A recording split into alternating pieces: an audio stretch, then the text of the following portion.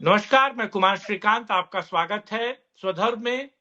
और आज हमारे साथ मौजूद हैं राजेश कुमार सिंह, जो विचारक हैं, चिंतक हैं, आरएसएस के जानकार हैं, देश के सिनेमा को बहुत बेहतर तरीके से समझते हैं, देश की राजनीति को बहुत बेहतर समझते हैं। अलग अलग कहा जाए कि इनकी विशेषताएं, लेकिन एक विशेषता जो जिसका मैं यहाँ कोट कर रहा हूं वो ये है कि आरएसएस को बहुत बेहतर तरीके से समझते हैं। मैं इनको आरएसएस चिंतक, विचारक या जानकार जो टीवी मीडिया कहता है वैसा तो नहीं कहूंगा, लेकिन हाँ, वाकई आरएसएस के जुड़े हुए मुद्दों पर बेबाकी के साथ बात करते हैं। और आज मैं चाहूंगा कि हम बेबाकी के साथ बात करें। राजेश जी, बिना भूमिका बनाए हुए मैं सीधे सवालों पर ही आता हूं। आपका बहुत बहुत स्वागत है। लेकिन बड़ा सवाल यह है कि कभी डीएनए की बात करते हैं मोहन भागवत साहब, कभी डीएनए तलाशते हैं, औरंगजेब और मेरा डीएनए एक ही है। इस देश में हत्या करने वाले व्यक्ति का डीएनए और मेरा एक ही है। दुर्दांत आतंकी का डीएनए और मेरा डीएनए एक ही है। वो कहते हैं कि हर जगह शिवलिंग मत ढूंढो। और आज वो कह रहे हैं कि साहब, मंदिर पर मुद्दा करके या हिंदुत्व पे बात करके हर व्यक्ती बड़ा राजनेता बनना चाहता है। जर ही हार्मनी जर जगाला पाहिजे असेल तर आपल्या देशात याचं मॉडेल उभं करायचं म्हणजे ही हार्मनी आपल्या देशात असली पाहिजे। श्रद्धेचा आदर, सगळं राम मंदिर झालं पाहिजे, ते होत आहे। हिंदूंची श्रद्धास्थान हिंदूंना वाटतं, परंतु असं केलं म्हणजे हिंदूमध्ये नेता होता येतं म्हणून, किंवा अतिरेकी भूतकाळाच्या ओझ्याच्या परिणामामुळे अतिरेकी तिरस्कार, द्वेष, शत्रुता, संशय याच्या पोटी रोज एक नवीन प्रकरण काढणे हे कसं चालेल? हे नाही चालणार। शेवटी आपलं सोल्युशन काय आहे? जगाला आपल्याला दाखवायचं आहे की आपण सगळे एकत्र नांदू शकतो। आपल्या देशात त्याचा छोटासा प्रयोग झाला पाहिजे। तो प्रयोग करताना आहेत आमच्या या सगळ्यांना सामावून घेणाऱ्या अनेक पंथ संप्रदायांच्या विचारधारा आमच्या इथे आहेत। आता काही बाहेरूनही आल्या आहेत ज्यांच्यामध्ये चुकीनी का होईना पण कट्टरपणाची परंपरा आहे। त्यांचं राज्य इथे राहिल्यामुळे त्यांना असं वाटतं की आमचं पुन्हा राज्य आलं पाहिजे, पण आपला देश आता संविधानानुसार चालतो। तिथे कोणाचं राज्य नसतं, जनता आपली प्रतिनिधी निवडून देते, जे निवडून येतील ते राज्य चालवतील, राज्य जनतेचं असतं। तो मोहन भागवत के क्या दिक्कत क्या है? मतलब क्या हिंदुत्व का ठेका ले रखा है उन्होंने? सारे हिंदुओं को ठेका केवल मोहन भागवत साहब ने ले रखा है? और उनको ये ठेका किसने दिया है? किसने स्टाम्प पेपर पे लिख कर दिया और किस हिंदू ने साइन किया है? बड़ा सवाल ये है। वो कौन होते हैं हिंदुओं के एवज में बोलने वाले और हिंदुओं को नसीहत देने वाले? वो आदि गुरु शंकराचार्य तो है नहीं। तो फिर ऐसा क्यों है कि वो हर मुद्दे पर बोलेंगे और जो हिंदू जग रहा है उसको भी वापस पानी फेंक के सुलाने की कोशिश करेंगे, जलती हुई आग को बुझाने की कोशिश करेंगे? Rajesh sir please. अच्छा, मैं सबसे पहले बता दूं कि मैं संघ का विचारक वगैरह तो नहीं हूं, लेकिन संघ का स्वयंसेवक हूं। और एक बार संघ का स्वयंसेवक अगर आदमी होता है तो हमेशा रहता है, और वो भावना कभी जाती नहीं। टीवी वाले कहते हैं ना, मैंने इसीलिए वो सब नहीं कहा। हाँ जी। तो टीवी वाले जो विचारक होते हैं उनको कहते हैं मैं सामान्य स्वयंसेवक हूं। मैं तो एक स्वयंसेवक होने के नाते जिस तरीके से मैं देखता हूं मोहन भागवत जी के जो सारे विरोधाभासी जो बयान आते हैं, एक दिन कुछ बोलते हैं, दूसरे दिन कुछ बोलते हैं। एक दिन उनको भी बड़ी चिंता लगी रहती है कि हम बट जाएंगे तो कट जाएंगे, दूसरे दिन जो है अचानक उनको सब कुछ बदला बदला नजर आता है। उनको लगता है कि ये नहीं होना चाहिए, वो नहीं होना चाहिए। तो ये थोड़ी सी स्थिति मोहन भागवत जी के बयानों के कारण ऐसी स्थिति का निर्माण हो रहा है जिसमें कि सब लोग इस संदेह में पड़ जाते हैं। सबके अंदर एक दुविधा का निर्माण होता है। लेकिन जहां तक हिंदुओं का प्रश्न है, जहां तक संघ के स्वयंसेवकों का भी प्रश्न है, उनके मन में कोई दुविधा नहीं रहती है। और संघ के जो सरसंघ चालक हैं वो न पांटिफ हैं न गुरु हैं, वो एक जो सामान्य कार्यकर्ता है, जो सामान्य हिंदू समाज के सामान्य लोग हैं, उनकी जो चिंताएं हैं, उनकी जो दुश्चिंताएं हैं, उनको स्वर देने का काम जो है वो संघ के सरसंघ चालक का होता है। वो गुरु नहीं होता, वो पॉन्टिफ नहीं होता, वो तो कुछ सीमा तक हम कह सकते हैं कि विचारक होता है। तो हम सब लोग विचारक हैं, हम सब विचार करते हैं, ध्यान मनन कर, चिंतन मनन करते हैं, लेकिन वो कहीं भी किसी दृष्टिकोण से उसको हम ये नहीं कह सकते कि वो जाके बैठ के हमें प्रवचन दे, एक संघ के कार्यकर्ता को या संघ के एक स्वयंसेवक को प्रवचन दे कि और हम उस प्रवचन को सुने और उसको आत्मसात करें और जीवन अपना चलाएं। ये न कभी हुआ है, न कभी होने वाला है। तो ऐसी परिस्थिति कुछ समय पहले निर्माण हुई थी। अगर आपको याद होगा, शबरीमला का जो जजमेंट आया था, जिसके अंदर इसके पहले ही कोई और बोले, हमारे सरसंघ चालक जी जो हैं कूद के लगे बोलने की बहुत बढ़िया जजमेंट आया है, शबरीमला वाला जजमेंट। इसके बाद संघ के स्वयंसेवकों ने जब उसका विरोध शुरू किया, सड़क पे उतरे उस जजमेंट का, तब इनके दिमाग में आया कि ये क्या हो गया। संघ के स्वयंसेवक थे सब, जो उसमें प्रतीश जी और ये सारे लोग जो लोग लड़ाई लड़ रहे थे, तो सारे लोग संघ से जुड़े हुए लोग हैं। उन लोगों ने कहा कि आप रहिए किनारे, आप बकवास मत करिए। तब इनकी समझ में आया, तो इन्होंने अपने सुर बदले, अपने स्वर बदले। तो ये इनकी समस्या रही है। और मुझे थोड़ा लगने लगा है, जो हमने पहले जो सरसंघ चालक थे, हम उनको परम पूजनीय कहते थे, तो उनके अंदर पूजनीय होने के लक्षण थे जिससे हम उनकी पूजा कर सकते थे। इनके अंदर कोई पूजनीय होने के लक्षण नहीं है। ये जो है एक ऐसे सरसंघ चालक निकले हैं जो लग रहा है कि इनको राजनीति करने का एक चस्का लगा हुआ है। पहले के सरसंघ चालक ऐसे नहीं होते थे, पहले के प्रचारक भी ऐसे नहीं होते थे। प्रचारक जो है, कहीं उनको लगता था कि कोई प्रतिभा का धनी है तो उसको आगे बढ़ाते थे। वैसे ही प्रचारक जो है, जो सही होता था, जो उचित होता था, समाज के लिए जो उचित होता था, उसको करते थे, और वो बैकड्रॉप में रहते थे, वो अपने आप को फ्रंट में लेके नहीं चलते थे। तो कहीं भी इस प्रकार की, यहां तक कि जब आप देख लें संघ के जो पूजनीय, परम पूजनीय माधव सदाशिव गोलवलकर जो गुरु जी हैं, उन्होंने तो उनके कार्यक्रमों को तो हम लोग जब करना होता था तो कोई प्रचार नहीं करते थे, उसके लिए कोई उनको दूरदर्शन की आवश्यकता नहीं पड़ती थी। हम लोग घर घर जाके निमंत्रण कार्ड देते थे सामान्य नागरिकों की, आइए गुरु जी का कार्यक्रम है, उसमें उनके बौद्धिक सुनने के लिए आइए। शब्द जो उसका उपयोग किया जाता था वो बौद्धिक होता था। जो विचार अभिव्यक्ति, गुरु जी के विचार जो थे वो अपने अभिव्यक्त करते थे। अगर आप पूरा विचार नवनीत देख के चलें तो आपको पता चलेगा कि जो सामान्य जो स्वयंसेवक है, जो सामान्य हिंदू समाज है, जो उसकी चिंता है, जो उसके सरोकार हैं, उनके बारे में ही बार बार वो बात करते थे। और जो वो कहते थे वो उससे उनकी भावनाओं को ही अभिव्यक्त करते थे। तो ऐसा नहीं था कि गुरु जी की भाषा क्लिष्ट हो सकती थी, लेकिन भावनाएं वही थी जो हिंदू समाज की भावनाएं थी, जो सामान्य स्वयंसेवक की भावनाएं थी। तो जिस दिन सरसंघ चालक स्वयंसेवक की भावना, हिंदू समाज की भावना को अभिव्यक्त करना बंद कर देगा, वो अपने विचार देना शुरू करेगा, अपना भाषण देना शुरू करेगा, अपने व्याख्यान, अपना प्रवचन देना शुरू करेगा, उस दिन उसका सम्मान घट जाएगा, वो परम पूजनीय नहीं रहेगा। इसीलिए आज जो है, मैं अभी कुछ समय पहले देख रहा था, एक दो और चीजें जो है व्हाट्सएप पे हमारे पास आई, जैसे कि अभी असम से एक है, वहां सोमिया जियोरी करके नाम उनका ऐसा आता है, ट्विटर हैंडल है उनका एक। तो उसमें बहुत पहले की मुझे बात है कि एक बार उन्होंने मुझे ट्विटर पे ही ऐसा कुछ बोला था, अपील की थी कि एक संघ के विस्तारक थे और विस्तार का कार्य करने के बाद उनकी बेटी की शादी थी, तो पैसा वैसा तो था नहीं उनके पास, तो उन्होंने कहा कि आप लोग थोड़ा सा उनकी मदद करिए। तो मैंने भी उसमें कुछ मदद की थी। आज उनका भी मैंने ट्वीट देखा, उन्होंने कहा कि मुझे संघ के सरसंघ चालक और कौन संगठन क्या कह रहा है उससे फर्क नहीं पड़ता है। हिंदू हैं, हमारे मंदिर हमारे लिए महत्वपूर्ण है, सब कुछ हमारे लिए महत्वपूर्ण है, इसका कोई फर्क नहीं पड़ता। तो ये संघ का स्वयंसेवक जो सामान्य व्यक्ति है, उसकी ये भावना है।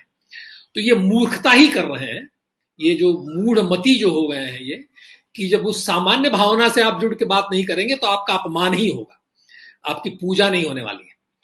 और मुझे नहीं लगता है कि अब संघ के स्वयंसेवक जो है इनको बड़े आसानी से परम पूजनीय, एक फॉर्मेलिटी के तौर पे भी इनको परम पूजनीय कहते होंगे। मैं तो खैर नहीं कहता हूं, ये परम पूजनीय होने के योग्य नहीं है। और संघ आयु की दृष्टि से देखा जाए तो मेरी संघ आयु उनसे ज्यादा होगी। हाँ, भले इनकी आयु ज्यादा हो उससे 4-5 साल, लेकिन हाँ, संघ आयु, संघ में संभवतः मैं इनसे पहले मैं संघ की शाखा में गया हूँ। नहीं, मैं इस सवाल में एक और सवाल जोड़ देता हूं, क्योंकि हिंदुत्व जो है वो ऐसा धर्म है जो डिस्क्राइब धर्म है, प्रिस्क्राइब नहीं है, प्रिस्क्रिप्शन नहीं है धर्म का। और ये सारा धर्म जो है वो डिस्क्रिप्शन पे चलता है, यानी कि आप अपने हिसाब से लीजिए। तो क्या ये डिस्क्रिप्शन को प्रिस्क्रिप्शन बनाने के चक्कर में लगे हुए हैं? और ये जानबूझ के, देखिए, क्योंकि एक आरएसएस को लेकर सबसे पहले मैं एक शब्द बोल रहा हूं, आरएसएस। तो एक व्यक्ति जो आरएसएस का नहीं है, उसके दिमाग में क्या आता है कि साहब ये राष्ट्रवादी है, ये हिंदुओं की बात करेगा, ये हिंदू जनमानस की चीजों को समझेगा। उसके बाद आप ये देखिए कि कितनी बड़ी मूर्खता वाली बात है। और मैं इसे दूसरे तरीके से कहूं तो आप किस तरीके से हिंदू भावनाओं को ठेस पहुंचा रहे हैं। सीधे तौर पर आप कह रहे हैं कि साहब अगर आप मंदिर की बात करेंगे तो नया नया राजनेता क्या राजनीति के लिए कर रहा है ये। आप मेरा मेरा आपका और आप सोचिए कि वो साहब अफजल गुरु, इनका डीएनए एक ही है, जिन्होंने डीएनए का ठीक अलग। है। श्रीकांत जी, मैं इसी पे ध्यान आया मुझे, जो मैं आपको बताना चाहता हूँ, जो आपकी भूमिका से जुड़ा हुआ है। जी इसमें जो सबसे बड़ी बात जो ध्यान देने योग्य बात है, जो मैंने कहा कि राजनीतिज्ञ हो गए हैं। ये जो वक्तव्य इन्होंने दिया है कि लोग अपनी नेतागिरी चमकाने के लिए ये मंदिरों का मुद्दा उठा रहे हैं, इस प्रकार का जो उन्होंने वक्तव्य दिया है, कोई प्रश्न ही नहीं पैदा होता था कि कभी किसी सरसंघचालक ने इस प्रकार का वक्तव्य दिया।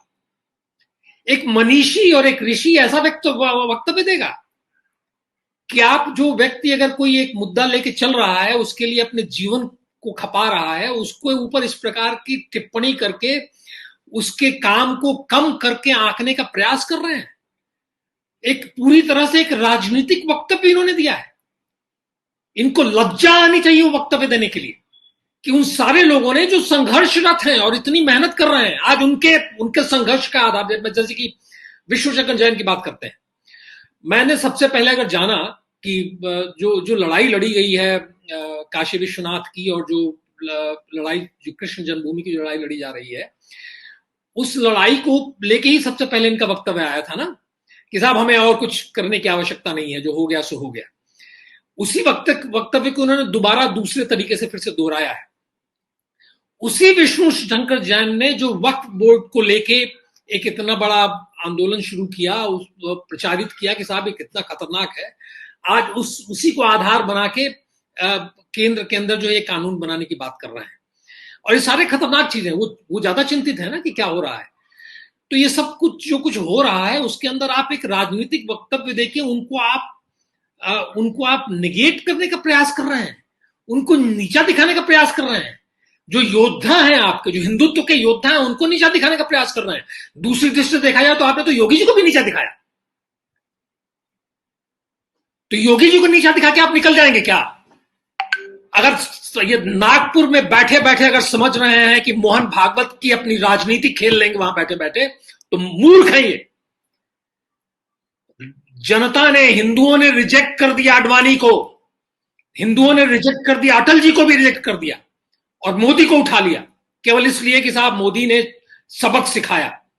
मोदी के कारण जो है अब दंगे नहीं हो रहे हैं, मोदी के कारण जो है मुसलमान जो है वो कंटेन्ड है इस समय गुजरात के अंदर। एक भावना जो पूरे देश के अंदर बलवती हुई, लोगों ने मोदी को सिर आंखों में बिठा लिया। मोदी ने पूरी तरह से डिफाई किया आडवाणी को। अगर आपको याद होगा तो आडवाणी ने अपील की थी कि हम एक यात्रा निकाल रहे थे आडवाणी भ्रष्टाचार के खिलाफ, मोदी नहीं गए उस यात्रा को अटेंड करने, और आडवाणी को यात्रा बीच में ही स्थगित करनी पड़ी। इतना बड़ा अपमान आडवाणी का किया नरेंद्र मोदी ने, क्योंकि नरेंद्र मोदी को पता चल गया था कि जनता ने उनको सिर आंखों पे बिठा लिया है, सिर पे उठा लिया है। और जनता ने उठा लिया था उनको एक विकास पुरुष के तौर पे नहीं, एक हिंदुत्व नेता के तौर पे। हाँ। आम जो लोग जो हैं, अब जो लोग जमीन पे जो लोग थे, वो लोग देख रहे थे कि जो ये जो जिहादी तत्व हैं वो अगर डरे हुए हैं किसी से, तो वो मोदी से डरे हुए हैं। और ये कारण था कि 2014 और 2019 में इतना बड़ा बहुमत इनको मिला। इनकी समझ में अभी तक ये नहीं आया है। इनको लगता है कि इनके कैरिज्मा से ये जीत के आ गए। तो कहां गया वो कैरिज्मा 2024 के अंदर? वो सब गायब हो गया ना। तो उसी तरह अगर मोहन भागवत ये समझ रहे हैं कि उनके कारण हिंदुत्व है, उसके सरोकारों का निर्णय किया जाएगा, किस बात के लिए लड़ना है, किस बात के लिए नहीं लड़ना है, ये तय करेंगे, तो इनसे बड़ा मूर्ख कोई हो ही नहीं सकता है। इनको पता होना चाहिए कि संघ का कार्यकर्ता जो है वो भी नहीं मानता इनको पॉन्टिफ। एक संघ कार्यकर्ता अगर मान लीजिए नागपुर से जो वो एक बकवास जो ये कम्युनिस्ट करते रहते हैं हमेशा, क्या नागपुर से मैसेज आता है और सब कुछ होना शुरू है, कुछ नहीं होता है। हाँ, बड़े बड़े प्रचारक जो हैं अपना कुछ लेके, मुद्दा लेके पहुंचते हैं कभी कभी जो लोकल कार्यकर्ताओं के पास, और लोकल कार्यकर्ता बैठिए, आपको कुछ समझ में नहीं आ रहा है, हमें जो करना है हम वो करते हैं। ये जो संगठन मंत्री बिठाए जाते हैं, विद्यार्थी परिषद में हो, बाकी जगह पे जो बिठाए जाते हैं, लोग संगठन मंत्रियों को नकार देते हैं, क्योंकि मूर्ख संगठन मंत्री भी हो सकता है कोई, और मैं ऐसे हाँ, मूर्ख संगठन मंत्रियों को मैं जानता हूं। तो उस मूर्ख संगठन मंत्री की थोड़ी सुनेगी जनता, या स्वयंसेवक तो देख रहा है धरातल पे जो घटित हो रहा है, उसके आधार पे अपनी रणनीति तैयार करेगा, उसके आधार पे अपना रिस्पांस तय करेगा, उत्तर देगा उसका। वो वहां बैठ के मान लीजिए कोई ढपली बजाने लगे, गांधीवाद की ढपली बजाने लगे, तो कोई सुनने के लिए तैयार नहीं होगा। गांधीवाद की ढपली बजाया ना अटल बिहारी वाजपेयी ने, 2 सीट ग्वालियर में खुद अपनी सीट हार गए। गांधीवादी क्या था वो, कौन सी गांधीवादी अर्थव्यवस्था और क्या क्या नाटक इनका शुरू हुआ, और सारा गांधीवाद हवा खाने चला गया। इसके बाद फिर आ गए अडवाणी जी, जिन्ना सेकुलर था, जिन्ना, हाँ सेकुलर था, हाँ बाहर सीन से तो गए, खत्म हो गए, हाँ, कोई पूछने वाला इनको नहीं था। तो इसीलिए ये काम अगर मोदी भी करें, जो धरातल की स्थिति है उससे अलग हटके इतर जाके अगर ये उल जुलूल बकवास मोदी करें या भागवत करें या कोई अमित शाह करें या कोई भी करे, जनता उनको स्वीकार करने वाली है? नहीं, कोई नहीं स्वीकार करने वाला है। हम आप स्वीकार करेंगे? तो इसीलिए न करें, वो स्वयंसेवकों की दृष्टि में ही गिर जाएंगे, परम पूजनीय नहीं रहेंगे। बड़ा सवाल यह है कि क्या आरएसएस में वोकिज्म घुस गया है क्या? आरएसएस हर मामले का जानकार हो गया है। आरएसएस, और खास तौर से मैं इंद्रेश कुमार को यहां पर जिक्र करना चाहूंगा, और मुझे समझ नहीं आता इंद्रेश कुमार इतने, उनको कौन सा फ्रीडम मिला हुआ है, कौन सी चीजें मिली हुई है, आरएसएस ने इतना शय दे रखा है। मुझे तो ये बहुत बड़े पैमाने पर एक नैरेटिव बदलने की कोशिश की जा रही है, बहुत बड़े पैमाने पे अली मौला किया जा रहा है। और आरएसएस का क्या मुस्लिमों पर अप्रोच बनाना चाहता है या मुस्लिमों में घुसपैठ करना चाहता है, इसीलिए साहब इतना पैन इंडिया वो अपने आप को कहा जाए बढ़ा रहा और हिंदुओं से धीरे धीरे कटता है। जी नहीं, देखिए आरएसएस जो है, एक तो आप लोग सबसे बड़ी, हम लोग जो भी समीक्षा करते हैं, जो भी विश्लेषण करते हैं, उसके अंदर एक बात हम भूल जाते हैं कि संघ, राष्ट्रीय स्वयंसेवक संघ जो है वो स्वयंसेवकों के कारण है। वो इंद्रेश जी, और मैंने पहले जैसे कहा आपसे कि ये सारे संगठन मंत्री और सरसंघ चालक इनके कारण से नहीं है, ये उनके लिए महत्वपूर्ण नहीं है। तो संघ का कार्यकर्ता अपने राष्ट्रवाद की भावना से, हिंदुत्व की भावना से अपना कार्य करता है, और उसी से ही वो प्रेरणा लेता है, उसी प्रेरणा के साथ वो अपने जीवन में आगे बढ़ता है। जिस क्षेत्र में भी वो काम करता हो, चाहे वो राजनीति का क्षेत्र हो, चाहे वो विज्ञान का क्षेत्र हो या कला का क्षेत्र हो, वो प्रेरणा लेते हुए आगे बढ़ता है। ये एक राष्ट्रवादी चरित्र होता है उसका। वो जो प्रार्थना है, संघ की प्रार्थना, उसका आधार है कि हम जो है परम वैभव पे ले जाएंगे अपने इस देश को। तो वो उसका आधार, और कुछ नहीं उसके लिए महत्वपूर्ण है। इसीलिए संघ के अंदर ये परंपरा रही नहीं कि ध्वज जो है वो गुरु है, भगवा ध्वज गुरु है। जहां भगवा ध्वज गुरु है, वहां इंद्रेश जी जो है कुछ जिहादी और इस्लामी और मुसलमानों से दोस्ती करने लगेंगे तो भगवा ध्वज को गुरु मानेंगे क्या? गुरु मुसलमान जो हैं, जो इनके कौन से मंच बना रखे हैं इन्होंने, उसके अंदर वो भगवा ध्वज को स्वीकार करेंगे। जिस दिन भगवा ध्वज को स्वीकार करेंगे वो तो हिंदू ही हो जाएंगे। और हमारे जो दूसरे परम पूजनीय गुरु जी थे, उन्होंने तो स्पष्ट रूप से कहा था, उन्होंने ये नहीं कहा था कि मुस्लिम राष्ट्रीय मुस्लिम मंच बनाओ। उनका तो सीधे इन्विटेशन था कि भाई तुम लोग जो प्रोडिगल सन्स हो, वापस आओ। क्रिश्चियंस को और मुसलमानों को उन्होंने, ईसाइयों और मुसलमानों को खुला निमंत्रण दिया था कि तुम तो हमारे बिछड़े हुए भाई हो, वापस आ जाओ। तो ये वापस आने का निमंत्रण था, ये नहीं था कि आइए घालमेल करके जो है दोस्ती करेंगे, तुम अपना मानना हम अपना मानेंगे, ऐसे चलेंगे। नहीं था कि वापस आओ। ये नहीं था कि तुम अपनी पूजा पद्धति अपना लेना, हम अपनी पूजा पद्धति अपना लेंगे, ये सब नहीं था। ताकि तुम्हारी जो पूर्वजों की पूजा पद्धति थी उसमें वापस आओ, क्योंकि वो महान संस्कृति थी, महान विचार थे, वो उन महान विचारों के पास वापस आओ। तुम प्रोडिगल सन्स हो, ऐसा करके गुरुजी ने कहा, खुल के निमंत्रण दिया इन सबको कि वापस आओ। और ये कह रहे हैं कि मुस्लिम राष्ट्रीय मंच, जब आपने मुस्लिम कर दिया उसके अंदर, तो राष्ट्रीय मंच वो कहां से हो गया? मुस्लिम इस्लाम तो अलग ही राष्ट्र है, ये किस राष्ट्र की बात कर रहे हैं? तो इस्लामिक राष्ट्र की बात कर रहे हैं क्या वो इंद्रेश जी? मूर्खाधिपति, कुरान पढ़ा नहीं होगा लेकिन थोड़ा बहुत इकबाल के का जो असली तराना भी नहीं पढ़ा होगा उन्होंने, कौमी तराना, लेकिन दूसरा लेके उसको उछलते रहते हैं। तो ये सब छिछली बातें और जो ये सारे सब कुछ ये लोग करते हैं, ये मूर्खता है। और इस प्रकार के लोग आ गए हैं संघ के अंदर, संघ के शीर्ष स्थानों पर भी ऐसे लोग पहुंचे हो सकते हैं, क्योंकि जो प्रचारक समुदाय है वो उसमें ऐसा नहीं है कि सारे लोग प्रबुद्ध ही हैं।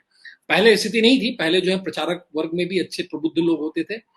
अभी भी जो अनुषांगिक संगठन है उसके अंदर बहुत बढ़िया ढंग के लोग, वैज्ञानिक और सारे लोग रहते हैं, लेकिन इस प्रकार के भी मूर्ख लोग जो राजनीति प्रेरित हो गए हैं वो लोग भी आते हैं। और ऐसा नहीं कि संगठन मंत्री और ये प्रचारक जो है वो राजनीति नहीं करते, ये भी अपनी राजनीति करते होंगे, लेकिन सामान्य संघ का स्वयंसेवक जो है उसको इस राजनीति से लेना देना नहीं।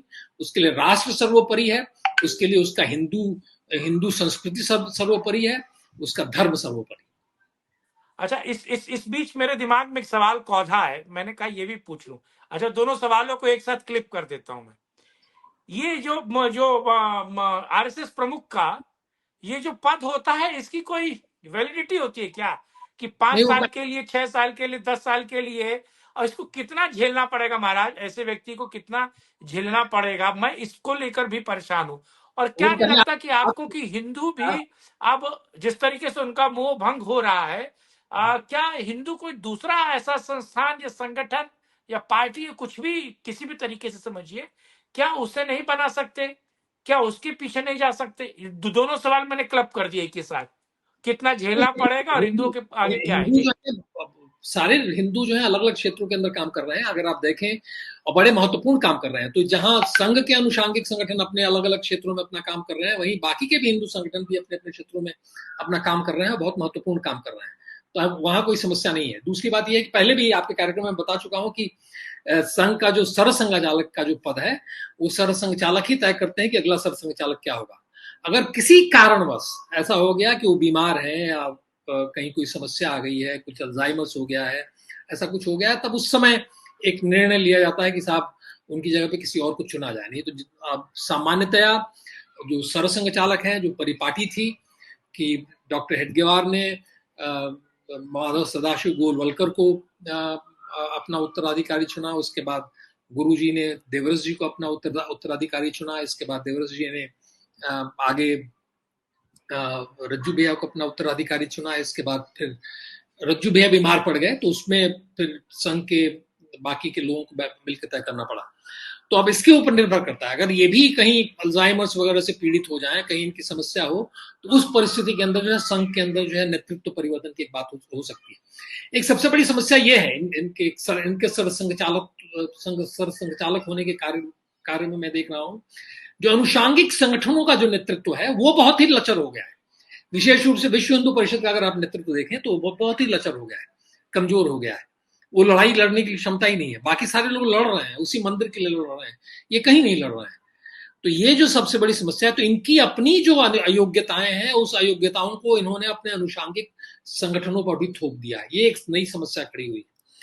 अब ऐसा नहीं पहले था, अनुषांगिक संगठन अपने आप अपनी कार्य योजना बना के उसके अनुसार काम करते थे, लेकिन इन्होंने कुछ ऐसा कर दिया है, जिस प्रकार के नेतृत्व थोपे गए हैं वहां, वो इतने लचर और इतने घटिया नेतृत्व हैं कि वो कहीं किसी को नेतृत्व दे नहीं पा रहे हैं। समाज नेतृत्व ढूंढ रहा है और ये दे नहीं पा रहे हैं, इसीलिए कुछ नए नेतृत्व उभर के सामने आ रहे हैं, जैसे कि विष्णु शंकर जैन है, बाकी सारे लोग हैं। ये कि उनके पीछे एक संगठनात्मक ढांचा नहीं है उनके पीछे, यही एक उनकी समस्या है। लेकिन वो नेतृत्व उभर रहे हैं। अब वहां उस नेतृत्व को, इतने सुंदर नेतृत्व को, उभरते नेतृत्व को आप रन डाउन करने का प्रयास करें, यही विचित्र है। ये पहले कभी किसी सरसंघचालक ने नहीं किया, इसीलिए वो सरसंघचालक होने की योग्यता खो चुके हैं। और जिस तरह के विरोधाभासी बयान इनके आए हैं, जो वक्तव्य इनके आते रहे हैं, वो भी सिद्ध करता है कि इनके सामने समस्या है। ये समाज से नहीं जुड़े हुए हैं और ये कहीं ना कहीं अपना जो दिमागी फितूर है वो समाज के ऊपर थोपने का काम कर रहे हैं। जो हमारे प्रधानमंत्री की भी एक उनके चरित्र में ये भी है कि अपना दिमागी फतूर वो सबके ऊपर थोपने की कोशिश करते हैं। तो ये है, लेकिन इतना जान लीजिए कि कहीं कोई वैक्यूम नहीं रहता। कहीं संघ की, आपको अगर संघ का इतिहास अगर आप देखेंगे और जनसंघ का भी इतिहास देखेंगे, भाजपा का भी इतिहास देखेंगे, तो जब ये हिंदू सरोकारों से जुड़े तभी जाके इनका भी फुटप्रिंट बढ़ा, इनका भी विस्तार हुआ। संघ का कोई बहुत बड़ा विस्तार नहीं था शुरुआती दिनों के अंदर, हर जगह कुछ न कुछ शाखाएं लगती थी, लेकिन इतना बड़ा विस्तार नहीं था। लेकिन जब गोहत्या बंदी आंदोलन से जब ये जुड़े तो इसके बाद जो विस्तार हुआ उसका राजनीतिक परिणाम भी इनको मिला, इनको उसका राजनीतिक लाभ भी मिला, और वो समिति सरकारों में बड़े तगड़े दल के तौर पे उभरे, चाहे वो मध्य प्रदेश हो चाहे उत्तर प्रदेश हो, हर जगह उभरे। तो वो 1967 में जो चुनाव ये जीते उसका आधार था गोहत्या बंदी आंदोलन। दूसरा अगर आप देखें तो जो सबसे महत्वपूर्ण आंदोलन राम जन्मभूमि आंदोलन था, उससे तो बीजेपी शुरू में जुड़ी भी नहीं थी, लेकिन जब बीजेपी जुड़ी उसके बाद उसका भी विस्तार हुआ, उसके बाद ही संघ का भी विस्तार हुआ। तो माना जाए तो कंक्लूड यही है ना, माना जाए तो कंक्लूड यही है। हाँ, कंक्लूजन की तरफ जाया जाए तो कंक्लूजन यही है, मतलब कंक्लूजन यही है कि इनका विस्तार तभी संभव है जब आप हिंदू सरोकारों से जुड़ेंगे। जिस दिन आप कट जाएंगे उन सरोकारों से, आपको लोग किनारे कर देंगे, ये भी किनारे हो जाएंगे, कोई भी किनारे हो जाएगा। हिंदू समाज जो है अंततोगत्वा उसे भी अपना सेवियर ढूंढना है ना, क्योंकि जो हमारे खतरे हैं हिंदू समाज के सामने, जो खतरे हैं वो बहुत स्पष्ट हैं, और उन खतरों को नहीं कोई समझ रहा है, और उसमें आके ये सब मिलीजुली बातें करना शुरू कर रहा है, ये बेमतलब की बकवास करना शुरू कर रहा है। बहादुर शाह जफर अच्छे थे और औरंगजेब अच्छा था, और ये सब नाटक जो करना शुरू कर रहे हैं ये लोग, और जो इस तरह की उहापोह और दुविधा की परिस्थिति का निर्माण कर रहे हैं, तो उसमें हिंदू समाज जो है वो चिढ़ जाएगा। तो उसके बाद उसको एक नेतृत्व की आवश्यकता है, क्योंकि उसकी चिंताएं गलत नहीं है, वो हवा में नहीं कह रहा है कि बटोगे कटोगे, ये हवा में निर्मित कोई मंत्र नहीं है, ये जमीन से उठी हुई बात है भाई। जी। देख रहा है वो कि हम बटते हैं तो कटते हैं, वो देख रहा है कि हमें बांटने के प्रयास किए जा रहे हैं, इसीलिए वो कह रहा है कि नहीं बटना नहीं है, बटना नहीं है, बटना नहीं। इसीलिए जो महाराष्ट्र में जीते हैं इसलिए जीते हैं कि बटना नहीं है, इसलिए नहीं जीते हैं कि संघ के कार्यकर्ता निकल गए सड़कों पर हजारों की संख्या में और उन्होंने हिंदुओं को निकाल दिया और हिंदुओं ने जाके वोट दे दिया। ऐसा कुछ नहीं हुआ, एक संघ का कार्यकर्ता नहीं नजर आया इसी महाराष्ट्र में। मुझे पता नहीं हरियाणा में कितने नजर आए होंगे, लेकिन महाराष्ट्र में तो मुझे नहीं नजर आया। और अगर उन्हें नजर आना तो हमेशा नजर आते हैं। मैं संघ का स्वयंसेवक हूं, तो मैं तो हमेशा एक्टिव रहता हूं। जब चुनाव आता है तो मुझे लगता है कि सब छोड़ो, रणनीतिक सोच मेरी ये कहती है कि भाई जो कुछ भी है अभी इसी वर्तमान परिस्थिति में हमारे सामने कोई विकल्प नहीं है, तो इनको समर्थन करो। ये चले जाएंगे तो और भी विषम परिस्थिति का निर्माण हो जाएगा, तो आदमी समर्थन करना शुरू करता है।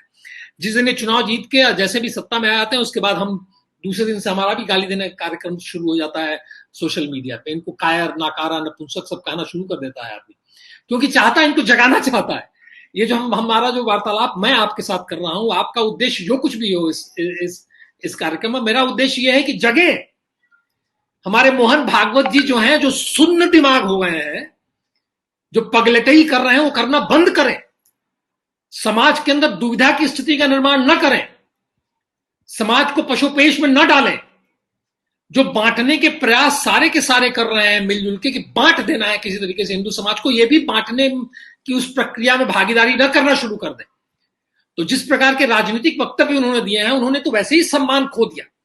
एक बार जहां आपने बाकी के हिंदू एक्टिविस्ट को आपने नीचा दिखाने का प्रयास किया, उससे ज्यादा घृणित और कुत्सित काम कोई हो नहीं सकता, और ये किया है इन्होंने। तो ये वो वाक्य जो है मुझे साल रहा है कि इन्होंने जो इतने हिंदू एक्टिविस्ट हैं जो हर क्षेत्र में कार्य कर रहे हैं, जो इंटेलेक्चुअली इतने इवॉल्व्ड हैं, ऐसे सारे एक्टिविस्ट उनको इन्होंने नगण्य कर दिया। जैसे कि जेएसआई दीपक नगण्य हो गए, जी। अपने विश्व शंकर जैन नगण्य हो गए, उनके पिता नगण्य हो गए। ऐसा कैसे कर दिया आपने? आपको लज्जा नहीं आई ऐसी बात करते हुए?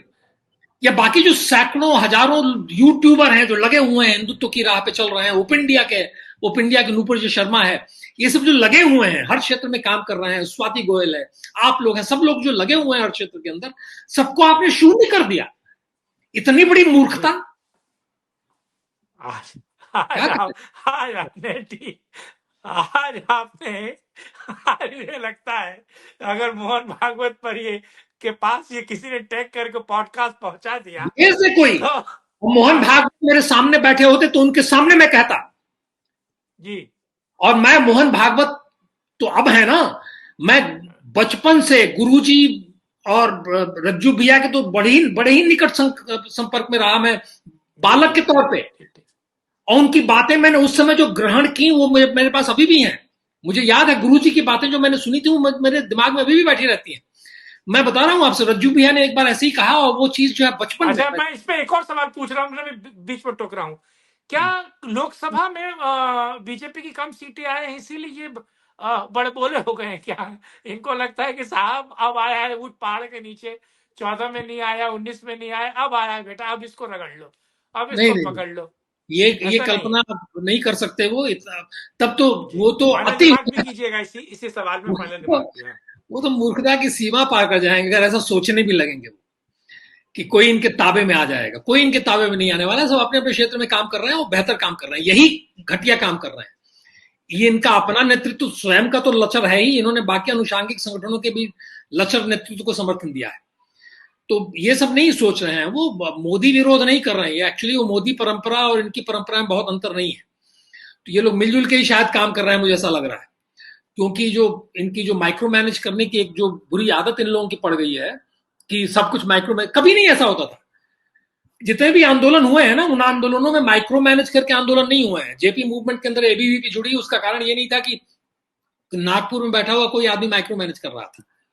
जेपी आंदोलन में तो जनसंघ भी नहीं जुड़ी थी, उस समय जनसंघ थी, अटल जी वगैरह ये सब भी जेपी आंदोलन में नहीं जुड़े थे।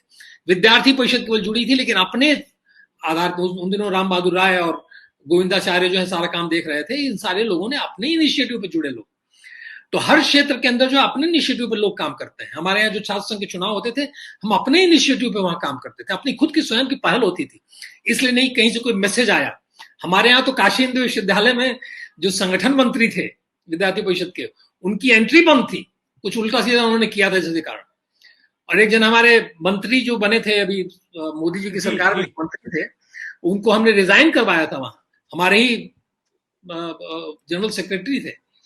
तो कहीं कहीं ऊपर से कुछ नहीं आता है, लेकिन ये रहता है कि संघ के जो कार्यकर्ता हैं, संघ के जो अधिकारी हैं, वो सब सारे लोग जो हैं, सबकी शुभेच्छा होती है कि सब लोग अपने अपने क्षेत्र में बढ़िया काम करें, तो वो सब लोग सहारा देते हैं। लेकिन ये कुछ नहीं होता कि आप किसी को कह दें कि ये कर दो तो ऐसा कर दें, कोई नहीं। लोग अपने अपने मन से, अपने स्व प्रेरणा से लोग अपना हर क्षेत्र के अंदर काम करते हैं।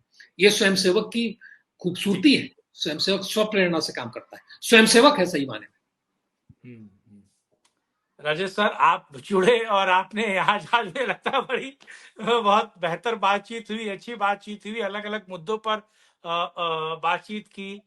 और जो इंटरनेट की दिक्कत आई, वाईफाई की दिक्कत आई, उसके लिए मैं आपसे क्षमा प्रार्थी हूँ कि आपको मेरे कारण थोड़ी दिक्कतें, समस्याएं हुई, लेकिन एक बेहतर बातचीत हुई, एक अच्छा लेंगे अच्छी, आप ना, जी जी, एक अच्छी जानकारी, चीजें, एक अलग नैरेटिव या फिर कहा जाए एक अलग सोच क्लियर हुई। और मुझे लगता है जिस तरीके से आपने जो चीजें मोहन भागवत साहब को क्लियर कट बोला है, और अगर कोई टैग, फिर मैं उस बात को कह रहा हूं, अगर उनको कोई टैग कर देगा तो रात की नींद उड़ जाएगी। लेकिन मैं रात आपको पता नहीं है, यहाँ नहीं बोल रहा हूँ मैं तो आप ट्विटर पे मेरी एक्टिविटी, मेरे बहुत फॉलोअर नहीं है वहां, मेरे जो कई ट्विटर अकाउंट पहले बंद हो चुके हैं, तो अभी एक्स पे जो थोड़े बहुत फॉलोअर हैं वो लोग तो देख रहे हैं ना, वहां पे आपने देखा नहीं है। आप अगर मुझे एक्स पे फॉलो करना शुरू करिए, एक KNVR करके एक है, तो उसको अगर आप फॉलो करना शुरू करेंगे तो आप देखेंगे वहां मैं क्या कर रहा हूँ। और हर चीज में इनको टैग करके, जब गाली भी देता हूं तो टैग करके देता हूं, हर एक को टैग करता हूं, 10-10 जने को उसमें टैग करके लिखता हूं और बोलता हूं कि गलत कर रहा है। तो ये है, लेकिन अब देखें कुछ सुधार हो तो अच्छा है। जी जी जी सर, आपने समय दिया और अलग अलग मुद्दों पर बात की और एक बेहतर तरीके से चीजों को समझाया। मैं आशा करता हूं किसी और दिन मिलेंगे और किसी और मुद्दे पर एक बेहतर बातचीत करेंगे। और आज आपने उसके लिए समय दिया, उसके लिए बहुत धन्यवाद।